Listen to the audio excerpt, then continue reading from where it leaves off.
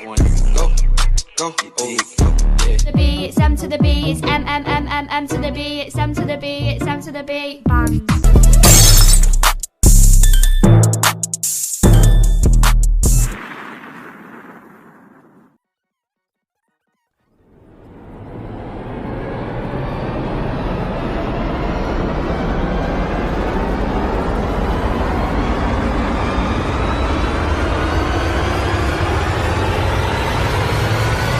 What happened? I don't know about you guys, but I've been kind of thinking about how the original TikTok influencers, nobody really talks about them these days. I mean, Charli D'Amelio got famous from hitting the Renegade. Addison Rae got some sort of deal with Netflix, and Bella Poarch, she nodded her head a couple times. May not have been much, but she did that thing. I feel like after TikTok really popped off, though, and everything started changing maybe around early or late 2021, the algorithm kind of shifted from them. You know, we went from, you know, Renegade video to whoever else we wanted to obsess over. I mean, when it comes to TikTok, 1 minute you're famous, the next you're not. You get that good 15 minutes, but then you don't ever really arrive to it again. I mean, there are some cases where it's like, oh, they got famous, and then they kind of try to recreate that, and they do get viral again. It's just like, it doesn't happen very often. Another thing I've noticed is TikTok users get really bored really quickly. And I'm one to talk because I be on TikTok avidly, okay? I got nothing else to do with my time besides making videos. And I noticed how somebody that we're kind of obsessing over, nobody really talks about them after a week or two. And neither do I, because I don't really care that much, you know? It's because there's always somebody to obsess over, always someone new to obsess over. And it becomes a pattern. Yeah, and I feel like a good example of why this stuff doesn't really work out with people who have 15 minutes fame is, say, like Addison Rae, for example. She had a Netflix deal, but the acting,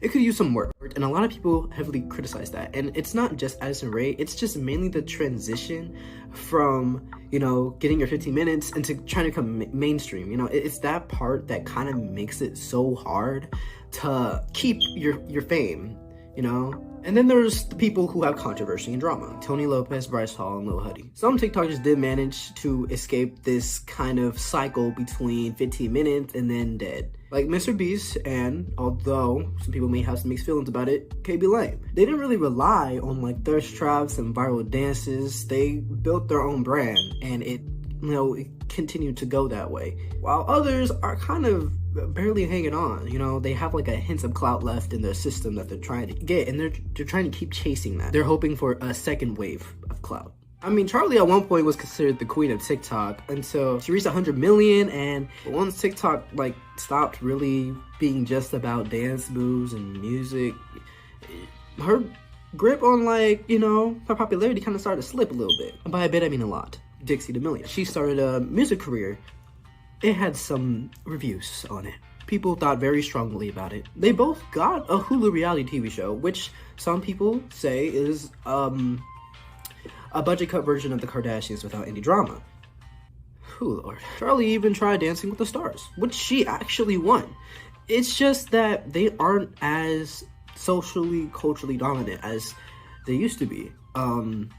And that kind of sucks for them.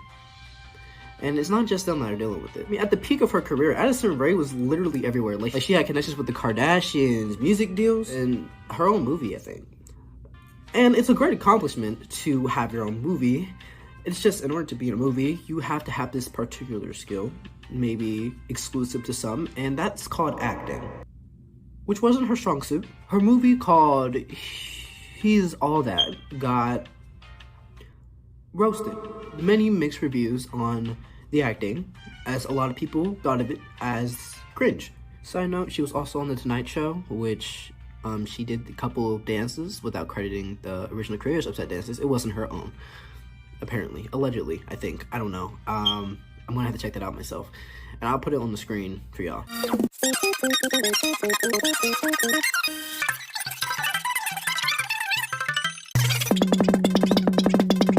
But after the movie, she kind of disappeared from mainstream stuff. She made some music, but it didn't really take off.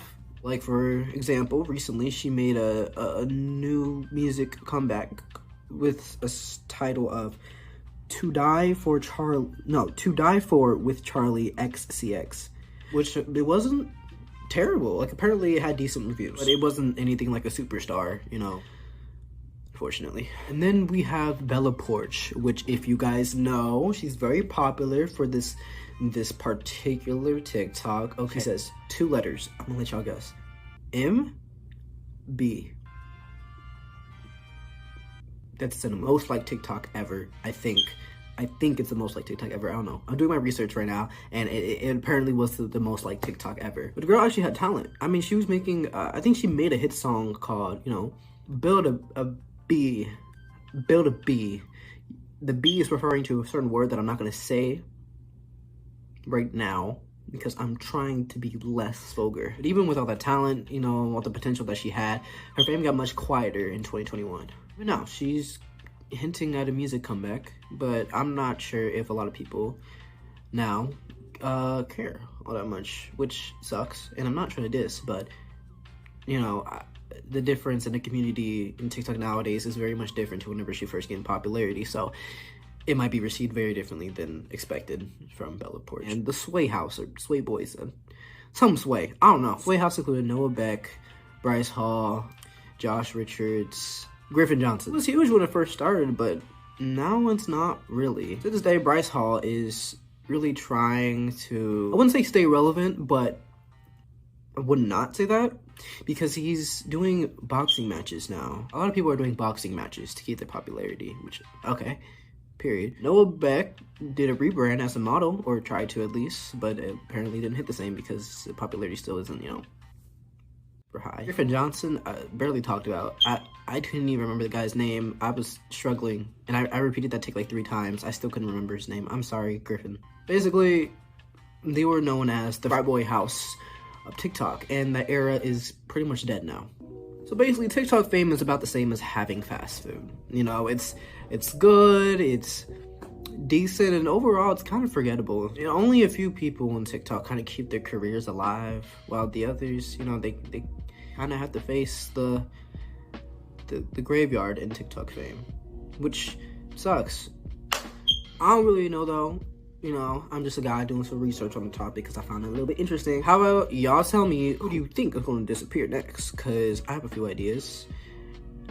A little bit, but I want to see what y'all think. Okay. If you like this video, make sure to like and subscribe.